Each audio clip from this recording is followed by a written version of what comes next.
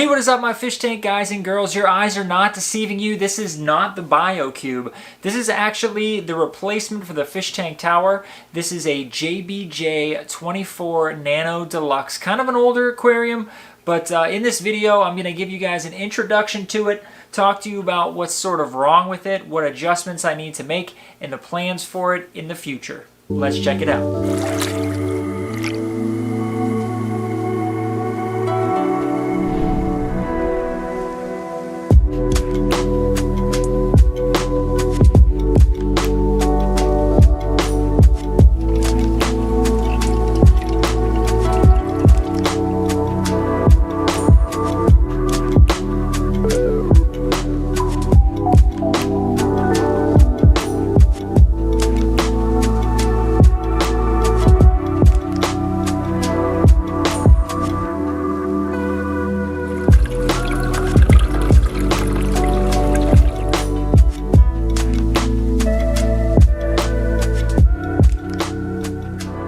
As you guys probably noticed during that brief montage, there are a couple weird oddities with this tank. Now, just to start things off, I want to let you guys know, because this is called the JBJ, I'm going to call this tank the Junior Bacon. Just because JBJ reminds me of Junior Bacon Cheeseburger, and it's not a cheeseburger, and it's not bacon, but Junior Bacon kind of sounds like it could be the name of an aquarium, if you didn't want to say JBJ, which is not really all that much more difficult than Junior Bacon, but this tank is going to be called Junior Bacon. That's what I'm saying. So, yeah, so the deal behind this tank is that a few weeks ago, someone placed an ad online selling this aquarium for $75. Now, the $75 price tag included the tank and the stand. The stand is missing the top, but I actually just flipped it upside down, and it's kind of sitting on the base of the stand right now, but it works just fine. And it also included the lights, which at the time were power compact fluorescent lights. So because I had no idea how old those lights were, I was going to replace them, but unfortunately they don't make those lights anymore. So I had to make a decision on what to do with lighting. Now, you guys saw in a previous video that I did an unboxing of the AI Prime 16 HD, and the reason for that is this aquarium right here. Now, primarily this tank is going to be used to house coral.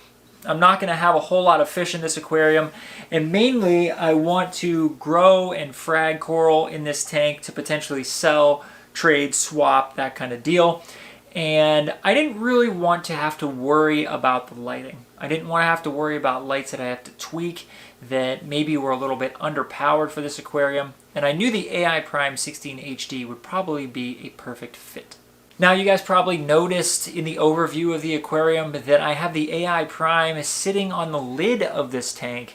I actually cut out an opening directly underneath where the LEDs of the AI Prime are, so it shines through the aquarium right in the middle.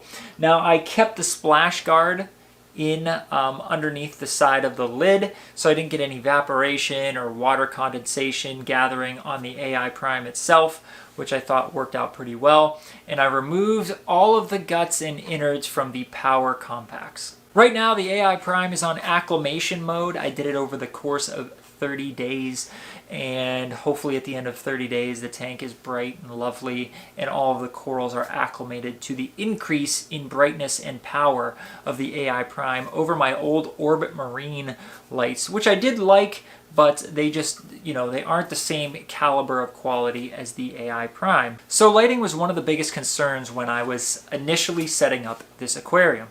Now, I did consider mounting the AI Prime above the tank and removing the lid, and I actually bought the bracket for the AI Prime, but after seeing that it was $50 and thinking to myself, well, if I remove the lid, then there's going to be a lot of evaporation, I'm going to have to be topping it off, maybe I could get an auto top off, maybe I need a water reservoir, all kinds of extra stuff. I just decided, I can always do that later if for some reason I screw this up. So I cut a hole out of the middle of the lid. The AI Prime's been there for about 2 or 3 weeks now, and everything seems to be working okay. Now, a couple of other adjustments I'm going to need to make to the tank. You may notice that there is a gap here. That is because some of the cords are sitting underneath the lid. It won't allow the lid to close completely. And in addition, I'm just going to pick this up a little or else you'll get blinded by the light. the brackets here, there were sort of not control arms, there were basically just arms here that would allow you to prop the lid open. One of them is working, the other one is broken. I actually removed both of them for now, and I'm going to purchase one replacement for the one that's broken. Some of those are online. So once I get that fixed, the lid will sit flush with the tank. That will look much better. In addition, you'll notice I have an unsightly thermometer here at the front of the tank. That is mainly just because I'm still trying to dial in the heater to make sure that it's not overheating or underheating the aquarium. But more than likely in the future, I'm going to replace that with an Inkbird, so I have much more accurate temperature readings, and then it will control the heater, and then I'll have to worry about cooking the tank, and then I'll have an alarm on it if anything goes way too far out of whack, because I'm not always down here. This is the unfinished side of my basement. A couple other things. You may have noticed the large tube with a white 45-degree angle PVC pipe fitting on the end of it. That is because I did not have the stock, I don't know what you call it, water director thing, so I just made this work. I think I might end up doing something similar to this, but I'm going to cut that tubing down, move it closer to the back of the tank. And then in addition, I also have a piece of acrylic over the overflow. You may have noticed that. Now, one of the strangest things about this tank is it was very poorly designed, in that if you just leave the section that goes into the back of the tank wide open, the water level of the tank will be about 2 to 3 inches below the black rim here, which looks kind of weird. It looks like the tank isn't full enough. So that was definitely a design flaw.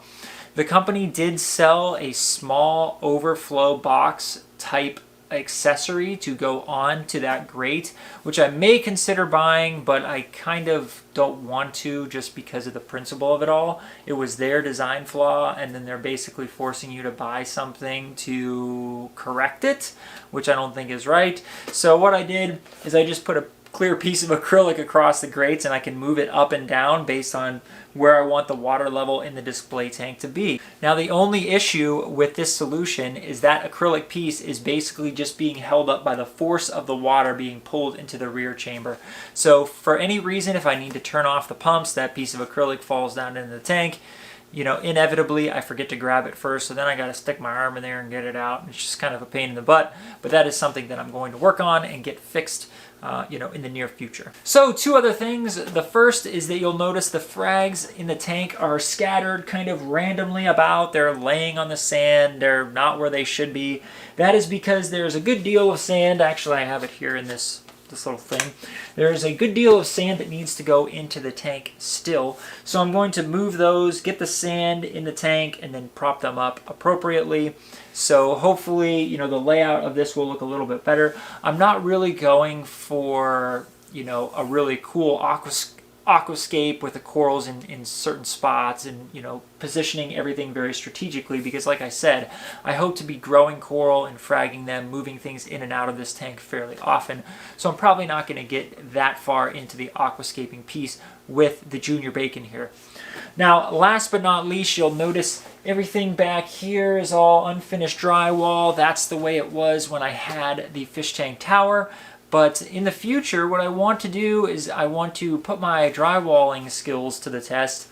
May I warn you, my drywalling skills are non-existent, but my dad knows how to do everything, so I'm going to take some advice from him and hopefully leverage some of his help.